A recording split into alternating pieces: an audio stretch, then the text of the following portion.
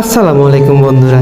তো ওরা এই জীবনের প্রথম চলে আইলাম বরিশাল। অনেকদিন ধরে খালারে কইতে আসলে বরিশাল আসার কথা, তো অবশেষে আই পড়লাম বরিশালে মোরা। তো আজকে মোরা বাইরে একটু ঘুরতে, মুই মোর খালাতো ভাই আর খালাতো বোনের লগে। সুন্দর সুন্দর জায়গার পরিচিতি দেখে মনটা ভালোই বেশ লাগতেছিলেন। হঠাৎ করে শুনলাম নাকি ওর শ্বশুর বাড়িও আছে।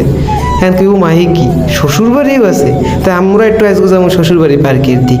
তা নদীপথে যাইতে আসলাম, ভালোই দৃশ্য নদীর মাঝখান দিয়ে। তো কিছু ভালো লাগে না, এর লাগে একটা গান গাইলাম মন মতো। খারাপ তবে পছন্দ হয় নাই। তার ড্রাইভার মামারে কইলাম মামা একটু সরেন, মুই একটু গাড়ি চালাই। ড্রাইভার মামা দিতে হ্যান্ডেল লই কতক্ষণ ঘুরাইলাম ফিরাইলাম, ভালো কতক্ষণ চালাইলাম।